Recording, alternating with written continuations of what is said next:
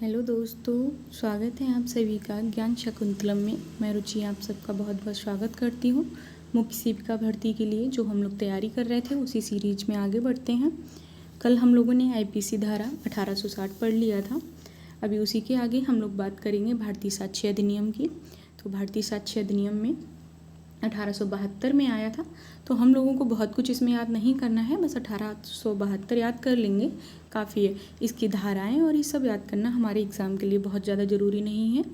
इसमें से बहुत पूछा भी नहीं जाएगा, क्योंकि अगर हम धाराएं और एक्ट में ही उलझ के रह जाएंगे तो ये हमारी पढ़ाई पे प्रभाव करेगा। तो अब हम लोग दहेज निषेध अधिनियम पे आते हैं, जो कि हमारी परीक्षा की दृष्टि से बहुत महत्वपूर्ण है और महत्व रखता है, क्योंकि ये हमारे पाठ्यक्रम का हिस्सा है। तो दहेज निषेध अधिनियम 1986 में संशोधित हुआ है। आप लोग सबने पढ़ रखा होगा, अभी तक नहीं पढ़ा तो आगे हम इसकी धाराएं और इसके बारे में पूरी जानकारी लेंगे। दहेज निषेध अधिनियम 1961 इसलिए कहा जाता है क्योंकि ये 1961 में पारित हुआ था।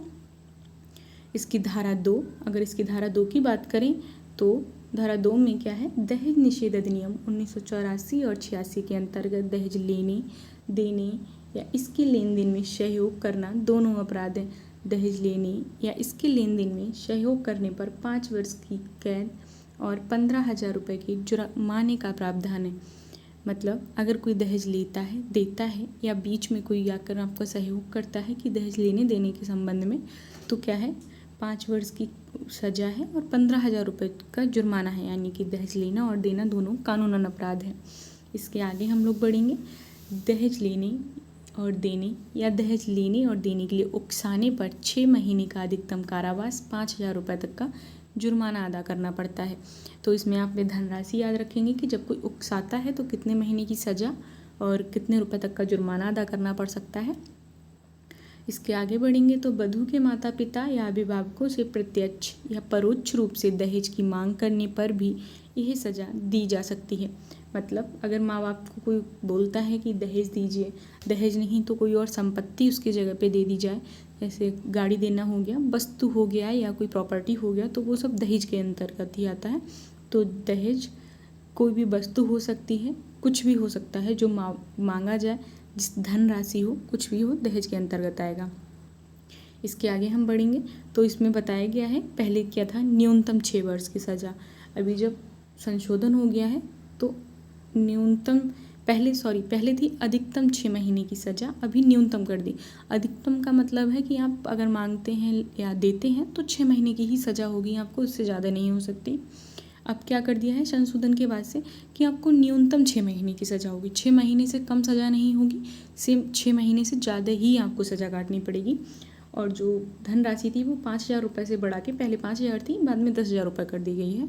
तो ये चीज़ आपको याद रखनी है कि धनराशि और समय दोनों, पहले अधिकतम 6 वर्ष था, बाद में न्यूनतम 6 वर्ष कर दिया गया, और पहले 5,000 रुपये थी और बाद में धनराशि को 10,000 रुपये कर दिया गया।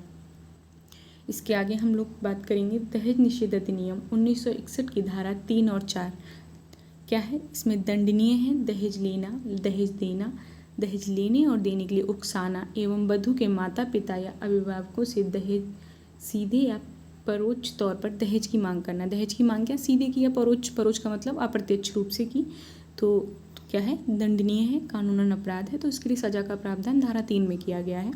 इसके आगे अब हम लोग पढ़ेंगे भारतीय दंड संहिता की धारा 498A निर्ममता और दहेज के लिए उत्पीड़न। निर्ममता का मतलब हो गया है व्यवहार गलत करना, निर्दयीपन दिखाना, किसी के साथ अच्छा सलूक ना करना निर्ममता बोला जाता है। तो दहेज के लिए उत्पीड़न मतलब दहेज की मांग करना, बहू को जला दिया या कुछ बहू के साथ गलत किया, मार पिटाई की, गाली गलौज किया, तो वो उत्पीड़न हो गया, उसको उत्पीड़न बोलेंगे हम लोग। तो वो सब करना किसमें, धारा 498A के तहत आएगा। 304B इससे होने वाली मृत्यु और 306 बदहांश उत्पीड़न से तंग आकर महिलाओं द्वारा आत्महत्या के लिए प्रेरित करने वाली घटनाओं से निपटने के लिए कानूनी प्रावधान है। इसमें क्या किया गया है, धारा जो 304B है, इससे होने वाली मृत्यु मतलब जो उत्पीड़न होता है उसके फलस्वरूप अगर किसी स्त्री की मृत्यु हो जाती है तो सजा का प्रावधान 304B धारा के तहत होगा। उसके बाद क्या है, एक होता है मृत्यु होना, जो हो जाएगी, उसको प्रताड़ित किया जाएगा और मृत्यु हो जाएगी। और दूसरा है आत्महत्या करना, तो जब महिला तंग आकर खुद आत्महत्या करेगी तो 306 धारा के अंतर्गत उसको कानूनी प्रावधान के तहत सजा सुनाई जाएगी दोषी को।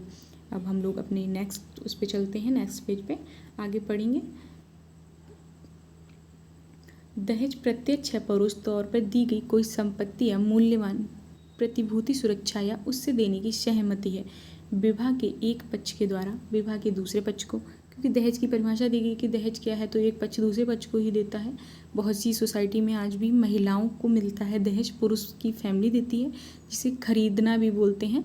आप बांग्लादेश साइड चले जाइए, नेपाल चले जाइए, तो वहाँ ये चीज़ें चल रही कि स्त्री के बदले वहाँ धन मिलता है पिता को, मतलब अपनी पुत्री के बदले पिता धन प्राप्त करता है। तो वहाँ किसी भी एक पक्ष, तो इसने पक्ष लिखा है, कोई ज़रूरी नहीं कि स्त्री पक्ष हो या पुरुष पक्ष हो।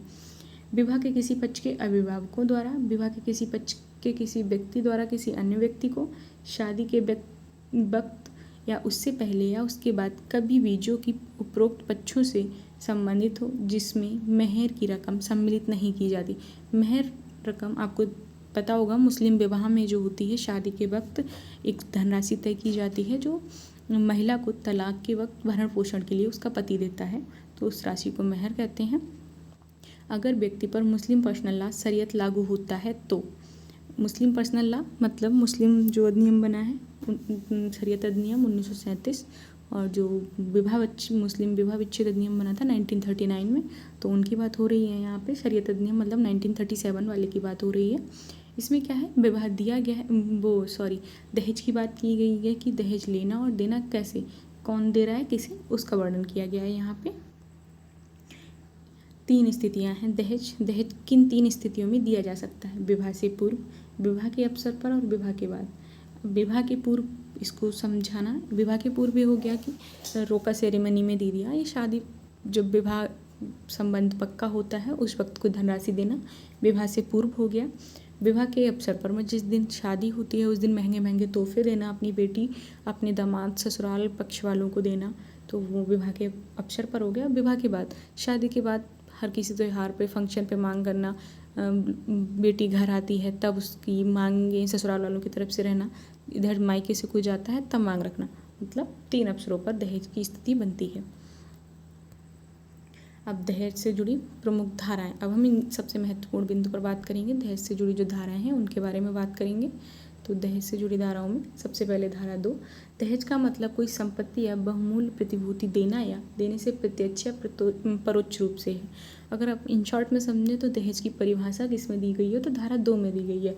दहेज लेने या देने का अपराध धारा 3 में बताया गया है कि दहेज लेना और देना दोनों अपराध है।